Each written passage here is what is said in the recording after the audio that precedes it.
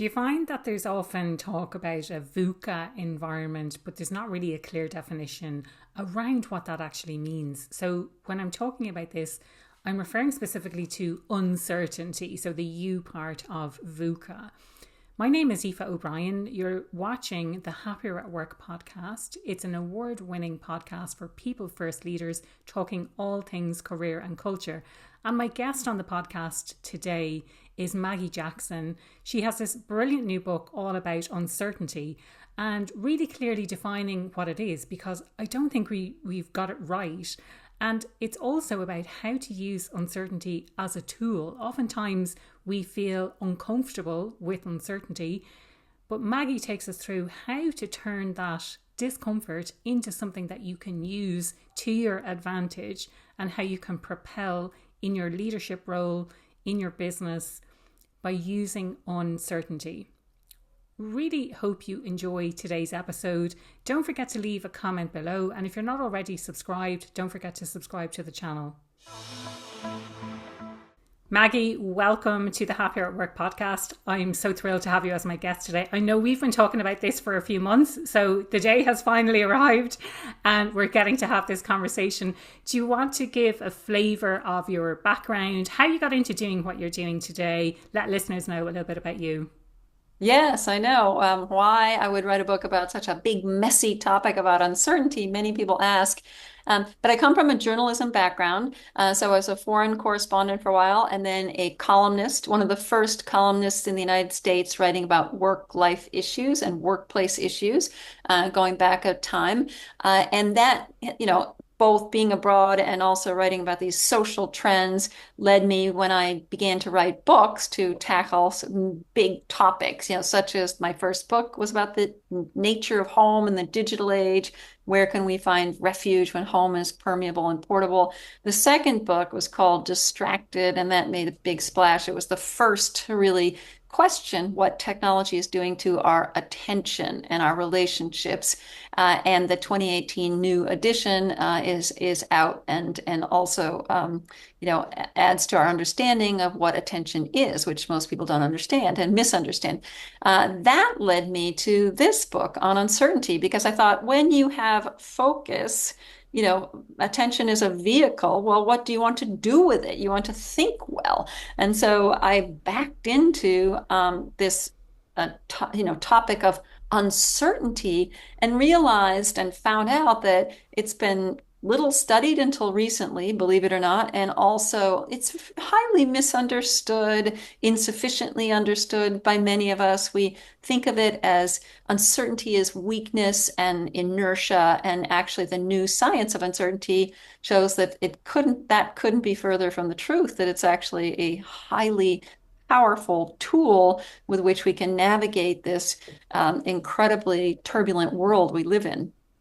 It's so interesting, Maggie, that you say that it has been not studied that much, because we always talk about VUCA and we're living in a VUCA world, and the U of VUCA is all about uncertainty. So it's like, do you think that people haven't studied it because the nature of what we assume it is? And maybe you can talk about, like, why hasn't it been researched up to now, and what did we think it was and what actually is it? Yes, that's great. Those are great questions. There are two reasons why uncertainty has been little studied, even in many, many different disciplines. But first, I'll start by defining uncertainty really briefly. What do I mean when I say uncertainty? And it's pretty simple. Experts agree that there are two major types of uncertainty. One is what we might call the uncertainty. So you see a headline: "Uncertainty roils the stock markets," and that's called aleatory uncertainty. That's really what humans can't fully know, despite our mathematical models, et cetera, et cetera. We can't really know whether the stock market will be up or down, at 9 a.m. tomorrow.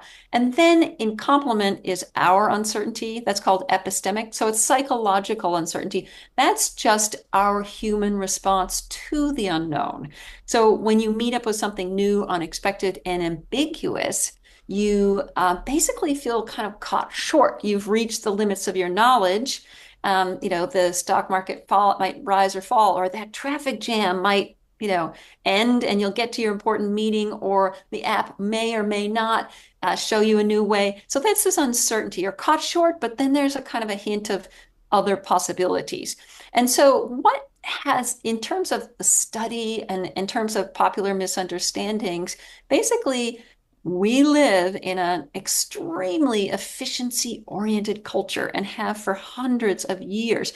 Even in pre-industrial times, we live in this speed-driven culture. We live in a culture where our devices offer neat, pat answers, crisp answers, that kind of change what it means to know and what it means to decide. So there's this emphasis on leaping to judgment. And scholars actually, inhabit this same kind of culture. So just for a very granular example, a psychologist might put somebody in an MRI scanner and give them a task, X, Y, etc. But then historically, the scholars have been interested in whether or not they succeed or fail. What's happening in that kind of uncertainty? They're not quite sure, or they're thinking it out. That's just new. That's new to science. And also in terms of the business world or in medicine, the onus has been to get to the answer and jump and to be most efficient and drive toward that outcome. And that whole journey toward, the process has been kind of put under the rug, shelved, misunderstood. So now we're beginning to understand, what is your brain on uncertainty?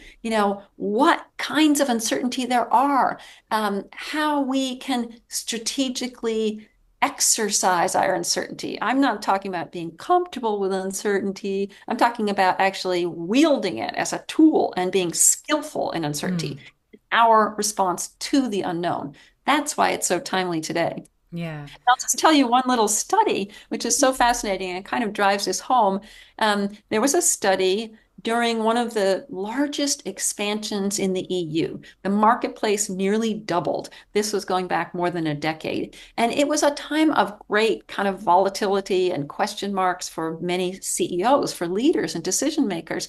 Well, two researchers went and did a kind of before and after study, asking 100 European CEOs, first of all, whether they thought they were in control, are they going to be able to handle this? Second, did they think this was good or bad? And then when the transition came, they went back a year later to see who did well. Well, to their utter shock, the ambivalent CEOs, the ones who weren't really sure at the beginning, were the ones who were more resourceful and more inclusive. They sought multiple perspectives. They did inventive things. They really rocked. Whereas the CEOs who said, oh yeah, I'm in control, or yes, this is going to be really good for my company. They sort of knew the way. They're the ones who actually didn't do very much at all. So uncertainty kind of prods us into this state of performance and learning, which is fascinating. I think for me, it's interesting what you're saying, because before our conversation, I was thinking we'll be talking about uncomfortable and sitting in discomfort when you feel uncertain. But I love how you've moved it beyond, and it's like how to use that as a tool. And in the example you shared about those CEOs, I would imagine they were maybe feeling uncomfortable about not knowing the answers, and they thought having an answer, having a definitive answer, is better than being uncertain or being not having any answer at all, when in fact what you're saying is, if you remain open in an uncertain environment, that means that you end up doing the right thing because you've left things open and you were able to sit with that. And they may not have intentionally used uncertainty as a tool. They may have just been okay with sitting in discomfort. But actually, as it turns out, sitting with that and being okay with uncertainty was to their benefit. Yes, and I would say it's not really about sitting with uncertainty. It's actually an active, dynamic, productive force. I call uncertainty, wisdom, and motion. But you made an important point. It's one thing to be open to uncertainty, and some people are more so than others. And I'd love to touch on that point as well, individual differences. Some people are able to see uncertainty as a challenge, not a threat. That's a person who is a more flexible thinker. It's a kind of personality trait. But also, it's not just a matter of sitting with uncertainty. So first of all, and just to address the idea of the discomfort, that's absolutely true. What we're doing when we are unsure productively and skillfully is actually investing in getting to the better answer, not the first answer or the insufficient answer. And so actually scientists have begun to discover that uncertainty is good stress. Now, when you hit with that, or you encounter that traffic jam or the memo from your boss, it's a little murky and scary, or even an employee who's threatening to quit, that new situation gives you a stress response. I mean, you might get classic stress symptoms like, rising cortisol or your heart may race. But this is where the new neuroscience of uncertainty allows us to understand that uncertainty, when you're uncertain, your working memory is bolstered, your focus sharpens, and your brain becomes more receptive to new information. Wow, uncertainty is good stress. I call it wakefulness, and scientists call it arousal. So that's why I use the term provocative. And when you are uncertain, you actually are able to be on your toes and alert and awake to what's going on around you, the nuances, the opportunities, the possibilities.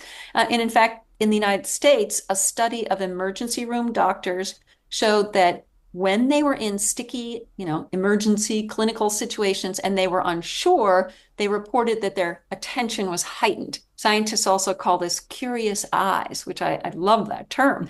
And that's, of course, able, that help the doctors perform better when they're on their toes. The other important point is this is distinct from fear. We have multiple stress systems in our brain and our body, and the arousal is distinct from the fear response. So say you're terrified by this sticky clinical situation or the memo from your boss. What happens then is a kind of shutting down.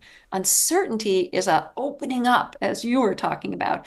In all of the systems, when you're fearful, are shutting down, particularly your brain. So you might be able to fight or flight, primitively react, but you're not thinking well. So we need to lean into uncertainty and kind of avert that fear. One way we can do it, really simple, studies out of studies of people in dynamic learning environments show that just expecting change actually sets us up for the signal of uncertainty and for this arousal. So for instance, if you walk into a meeting and you kind of think, hey, more of the same, blah, blah, blah, Monday morning, oh my gosh. Well, you're basically not tuning into the signal of your uncertainty, and you're not expecting change. You're expecting the world to be predictable, and that really leads to performance decrements, and you're just sort of tuning out of the world. Uncertainty this arousal is just fascinating, and learning the distinction really, I think, helps decision makers when they're uncomfortable, as you were saying. Brilliant. I love that. Talk to me a little bit more, Maggie, about the individual differences that you mentioned. That's more of like a personality trait, people who embrace uncertainty versus the ones who are kind of quick to make decisions, let's say. Yes, exactly. So I've been talking about uncertainty as a spur and a provocation, as a kind of a state of mind. And then there are also strategies to deal with different types of uncertainty, even a daydream, to do it creatively, or a crisis deliberation can be done, with productive uncertainty. But, as well, there is a personality trait that is linked to how we deal with uncertainty, our attitude toward uncertainty. So in other words, you or I might be more or less shy or conscientious according to the big five personality traits, but as well, we are more or less called tolerant of uncertainty. So people who were, say, in the acute days of the pandemic, in fact, people who were highly intolerant of uncertainty were more likely to used denial, avoidance, and substance abuse to cope with the pandemic. They saw it as a threat and they wanted to run away. There's that fear response. Whereas people who are highly tolerant, feel capable, feel as though it's a challenge. Their unsureness and the volatility out there is a challenge, not a threat. They were more likely to accept the realities of the situation. Mm. And then, of course, they can decide how to perform or what strategies to take. Yeah. So there is a spectrum, but the good news is, the important news is, well, two things. One, it's situational. So everyone, when we are under time pressure, we all become more intolerant. We all hunker down and leap to that first answer and start thinking rigidly. That's something to be aware of if you're tired or overwhelmed. But the second thing is your tolerance can be boosted. So actually, psychologists are working with people. It's a very new field as part of anxiety studies or mental disorders. If you can bolster your tolerance of uncertainty, and again, this is not about comfort. It's about, skill. If you can bolster your tolerance of uncertainty, you're less likely to be vulnerable to anxiety. You're more likely to be curious and a flexible thinker. You're just better able to deal with life. You've got that bendability, that curiosity. It's even related to curiosity. And so and doctors are there, and the medical world is creating interventions to help doctors become less anxious, but also better diagnosticians, et cetera. So the great news, again, is that we can bolster our tolerance, but it's also through very simple exercises. So psychologists and others are working with people by, say, just asking them to delegate more work, just to kind of be a little more open to the less control, Yeah. or try a new dish in a restaurant, which sounds so silly, but when you start to think about it, you go out to dinner on a Friday night, you're tired, you want the same old restaurant, the comfortable same. I found, I do this, and I love the clam spaghetti. I don't want to choose. And so, but and also actually um, putting down your smartphone, putting down your Mm. phone, or answering your phone without caller ID, that lends itself to more practice, because just it's basically based on exposure therapy. So if I'm afraid of a spider, the counselor will guide me to sitting next to a plastic one and then a real one in a cage, etc. Well, in this case, we are exposing ourselves to a little bit more of the unknown, and then we Mm. gain practice, and then we see it's not the disaster we feared, that we can gain skill in being in uncertainty, being unsure, and contending with what life is going to throw at us. So Mm. it's just fascinating, the tolerance. And in fact, another important point for the workplace and for happiness at work is that it's not just we who have different levels of tolerance of uncertainty,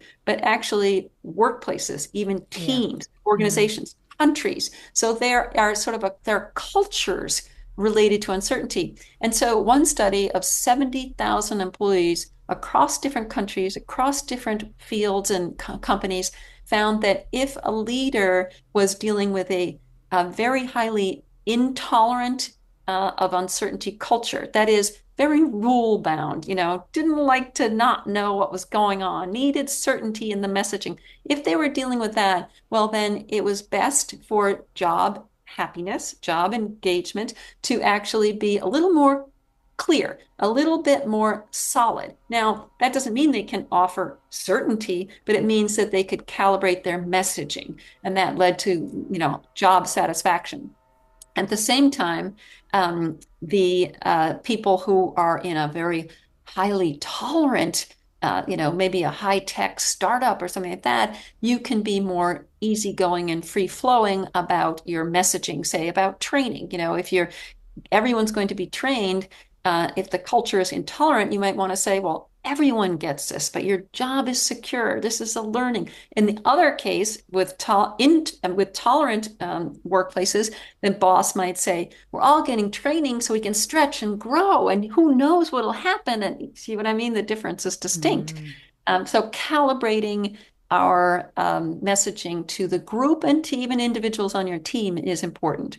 Yeah.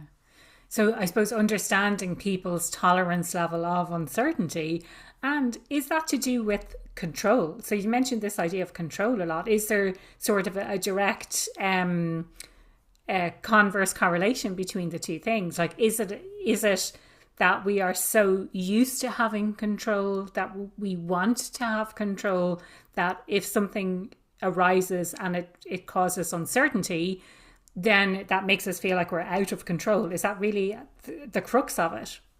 Well, and productive, skillful uncertainty does come part is it's part and parcel of what I'm talking about is that you are not in 100% control. Mm. And again, this is not what our culture, has dished up for in the Yeah. Western world for 500 years. We as humans think about how we've treated the earth. We think we're in total control. We Mm. think that we can completely understand and then control nature. Well, even in the workplace, we don't have total control. So there is an admission here of intellectual humility that comes Mm. at part and parcel. But one thing to stress here is that while we might be talking about some discomfort, we might be talking about even a little bit of time that it takes, leaping to an answer, leaping to judgment, an insufficient or first answer is a little quicker than investing even just a few minutes. We might be talking about all these new ways of thinking that are a bit contrary to this instant fix society that we live in. But at the same time, what again we're doing is investing, dealing with the long run, with the better answer. And I think that opens up our workplaces, our decision making. And so people who have told me who have become uh, you know, able to understand and practice uncertainty. People who've been trained in psychology or medicine or even the business world tell me they use the same word again and again. When we can navigate uncertainty productively, it's liberating. You lose all that worry about performing, about having the right answer all the time. That's a really important point. And so one other very important sort of pillar of uncertainty. I mentioned it as a prod and as a kind of approach to life, but also it's also a tool. So just to circle back to that, it's important to realize that when you are in a crisis deliberation, or when you are collaborating with a group, or when you are trying to deal with someone whose opinions you oppose or loathe. These are all times when we can wield a different kind of uncertainty. So I went up to Toronto and I actually embedded myself in operating rooms because these are people who really need to know the answer in a Mm. it's life or death, and they're Yeah. under pressure to work so fast, and their whole persona is certain. Well, actually, studies show that the true expert, the true superior performer is the one who knows how and when to be unsure in new situations. Okay. So, for instance, I witnessed a near miss in a operating room, with a swaggering surgeon who really epitomizes, what we think of as the ideal expert, the ideal CEO. But in essence, that is a bit of a fallacy that this is the person who can really deal with this volatile world. We gain expertise just briefly by practice and experience, etc., and we accrue these mental models and heuristic shortcuts. So the doctor who hears chest pains thinks heart attack. That's what experience is, know-how. Our knowledge becomes second nature. So that's a very impressive and exactly the quick, sure know-how that we idolize today. But that actually has shown to be a performance that's only good in routine. So when Wow. so so actually studies show that years of experience are only weakly or not correlated at all with skill and accuracy in accounting and finance and the workplace and many different, we've seen that, the kind of complacent, seen it all, know it all, the more I know, the less I have to try kind of persona. Um, that now I have nothing new to learn. Yeah, so that we in every profession we're all kind of, buy into that. But at the same time, now studies of expertise have shown another echelon, a higher echelon called adaptive expertise. They are the people who inhabit the question. So when they hit that new problem, they actually wade in. They tend to look at multiple options about what's going wrong, which is actually hard to do. It's easier to take one and leap to that's, quick fix. And then secondly, they test and evaluate those options. This is all something that goes on in just a few minutes. And then they also are able to, as I say, they inhabit the question. So this is adaptive expertise. This is the kind of person we really should be idolizing, not just the routine fast expert. And that CEO study really shows it to be the case. There's certain people who are willing to be ambivalent, were able Mm. to take the time to listen to others. They took the time to be inventive. They were basically the adaptive experts, and that's what we want to be in a volatile world. If you're relying on your heuristic thinking, that means you're relying on what you've learned in the past. Yes. Your Mm. first thought, your first gut instinct is based on what you learned in the past. Only by getting past your old knowledge can you become nimble. And that's what uncertainty gives you, or being willing to inhabit the question. It's a really important distinction, and it changes what it means to be a leader, what it means to be successful in a crisis, what it means to be a performer, and it really changes that for the better. And I've talked with so many executives and directors and managers who are, again, liberated, but also just heartened by hearing how they can learn and grow and adapt and Mm. be flexible in the middle of the most challenging times. There is so much to unpack from that, Maggie. If you bear with me, are you familiar with the work of Barry Schwartz? He talks about the paradox of choice. So I'm kind of hearing it's not exactly the same, but what he talks about, and it kind of, to me, something that you said earlier reminded me of that, was this idea that when you're presented with options, some people are okay to go with the option that meets their minimum requirement. And to me, it was like, oh, that's like the first choice, let's say, rather than the best choice. And then there's the maximizers, people like me, who will keep looking until they find the absolute best of the best. And so it was just something that I thought it was like, and it's not settling. I think there's a lot to be said for something, or for someone who has the ability to set a certain standard and to reach that standard. I am not that kind of person. I prefer to go for, like, let me find what is the absolute best thing that I can do in this situation, which means I do much more research, which means I want to find the best of the best, basically. Any thoughts on kind of the relationship between what you're talking about and that idea of choice and our various different options, and maybe the uncertainty that people have around that? Yeah, sure. Well, first of all, Schwartz deals with things like buying jam and buying or looking at an apartment. I mean, these are all situations in which, and I like to distinguish between our uncertainty Hmm. and the volatility, the Ah, unknown. okay, So I yes, try yeah. not to use the same word uncertainty, and even though that's what we do in the popular imagination. So when I mean external unknowns or predict unpredictabilities in the housing market when you're looking for that apartment, that's distinct from our uncertainty. And I think that, while his research and my research and the research I'm talking about, deals with uncertainty because it deals with life choices. There's a distinction here.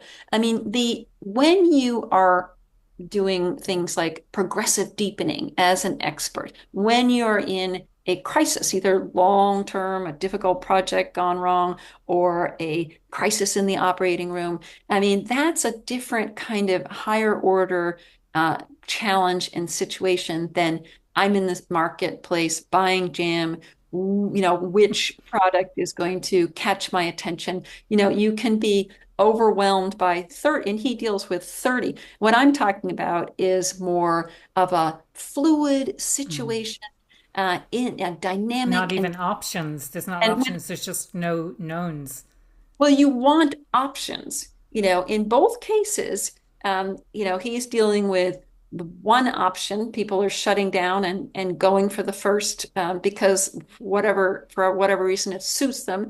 Um, Sometimes people go when they are dealt with, when they're given 30 choices of jam, they usually just leave the store. So there is this Mm. sweet spot Yeah. of numbers of options. The expertise research really shows that you want to again harness, wield your uncertainty, inhabit the question, explore options. But that research also underlines that too many options are not good. There's another study about anesthesiologists who show that if they're trying to understand a problem of a patient choking, it's a simulation in the operating room, and those who look at, again, 10 or 15 options, tend to not come up with the right answer. Those who look at one option tend not to come up with the diagnostic right answer. Mm. But they basically don't save the patient. But the people who are looking at multiple options, and then testing and evaluating them, wading in. It's called progressive deepening.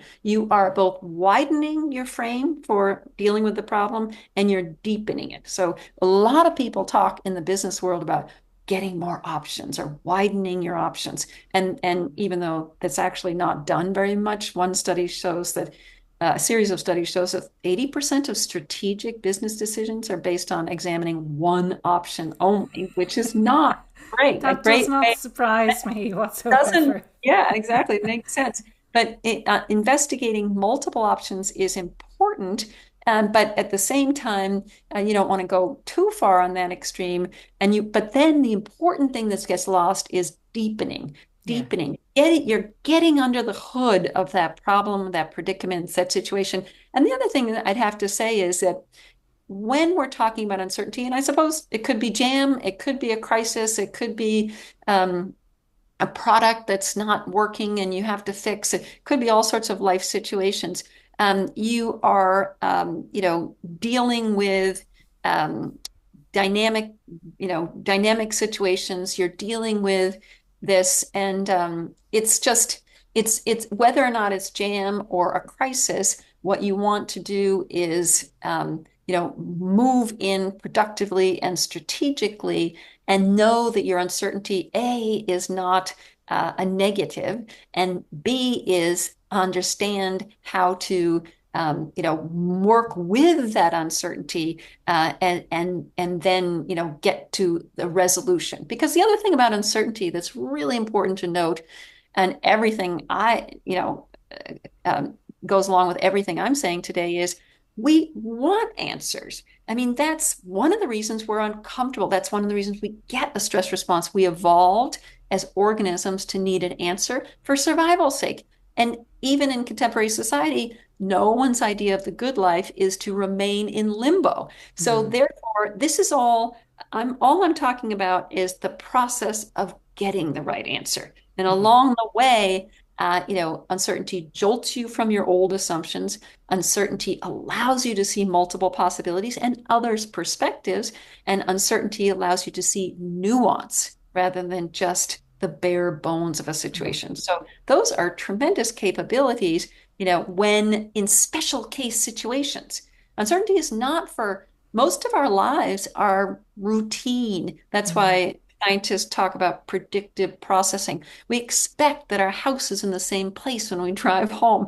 We expect that we know how to make a cup of coffee. That's true. For the most part, we can sail through life seamlessly through our expectations and our assumptions and our learned old knowledge. But it's when something's new, which is actually you begin to feel the flavor of excitement and curiosity.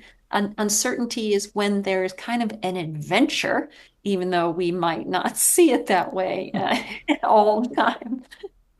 Another thing that's sort of coming up for me is this idea that you had mentioned about the importance of leadership and questions. And an interesting conversation I had earlier today actually was around this idea of leaders not being the one to provide answers. Like, that's actually not the role of the leader, it's more as a coach and asking those questions. And I think what you're talking about really lends itself to that, to become a better leader by asking questions. And I think, as you put it, sitting in the question. Yeah, exactly. Inhabiting the question. I think you're so right. And this work on uncertainty, the unsure superior performance, where it seems like a contradiction in terms, has so much, it really changes what it means to be an expert or a leader. So, currently in society, we really do expect leaders to walk into the room and know just what to do, even when there's a new complex problem. Even a few minutes thinking, studies show, if a person, if a leader pauses when they're dealing with a new complex problem, they can be seen as less influential. That culture is real. But at the same time, that's when we want someone to think a little more, to have a Mm. second thought, to productively move in. So we have to get rid of our assumptions and our old stereotypes of what a leader is, what an expert is, and then begin to understand that the adaptive expert, the expert who's not slow, but who's investing in a better solution, is the one we really should want to follow. And again, leaders and managers who have been acquainted with and who are trying to practice these lessons and about productive uncertainty tell me that instead of becoming the authority, handing down knowledge, unquestioning, they become a partner, Mm. a partner in the learning. And this actually links to collective collaboration and uncertainty, because actually, when you're in a group, uncertainty plays a really important role too.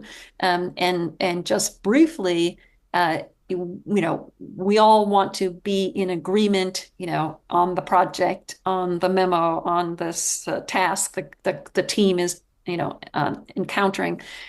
But agreement is actually highly toxic if overdone in a group. Mm. Of Yeah, course, yeah. we've all heard of Group think. think then, is it? Yeah. Exactly. But this Yeah. is far more than that. I mean, if a team is in agreement, no matter how diverse the team is, no matter how diverse, they become less willing to challenge one another, Mm. less creative, less accurate, and they think they're doing better than they really are because Mm. there's that fluency and ease of agreement. We want to get there, but if we kind of hang out, I call it hanging out on the love seat of a cord, that actually is very toxic for team performance on Yeah. multiple measures. But disagreement, works because there's so many wonderful things about airing differences and offering dissent and etc. But why does it work? We might think that teams that are in disagreement are airing differences respectfully, productively. Maybe that's better for the team because the right answer wins. But that's actually not true, because even a wrong dissenting opinion or a wrong side of the argument is actually still able to provoke performance gains on all of these measures, because disagreement that's productive sparks uncertainty Mm. and then a kind of questioning mindset. Individuals start speaking up about their individual knowledge. I mean, the group goes into a totally different, it's called effervescent, which is lovely, Mm. Love bubbly, that. Yeah. energetic. Discussions are better. And this is true of workplace teams and the Supreme Court and Mount Everest climbing exhibitions, etc. So I studied in depth a NASA team that has been putting the rovers on Mars, those Wow. wonderful robots. And there are tremendous amounts of information, and they've been highly studied because they're so innovative. And they were a team that was highly bonded, but constantly cultivated a space for disagreement. They Mm. literally would say, the bosses would say to the team, we have to be in a place of questioning. We have to be in Yes. a place where people can say, I don't know. I don't understand. And that's what made them Mm. successful. 20% of their conversations were micro conflicts, that is productive, kind of soft-spoken, actually subtle kind of conflicts and disagreements. And all of those involved expressions of uncertainty. So that would be maybe, I don't think, but possibly, well, sometimes I've read these transcripts Yeah. and they don't look like war. They look like moving the group ahead Yeah. and understanding what they don't know. And these little words like maybe, again, we might think, oh my gosh, a CEO or a leader can't say maybe. I mean, my goodness. But actually, studies show that people who use hedge words, executives in hot button situations who use hedge words like maybe or sometimes, are seen as more accessible. They're Mm. seen as better teammates. And then the real clincher is that when you use this kind of vocabulary of uncertainty, again, judiciously at the right time, that you also are signaling that there's something more to know, Yeah. keeping the problem open, which Mm. I love and is really important. And yet, only I think 40% of workers in workplaces are trained to deal with conflict of any kind. And another 40% of workers say conflict I'm is just, surprised it's so high, to be honest. yeah. And well, when they are trained, 75% of those who have training in conflict are say that they're more confident and comfortable Yeah.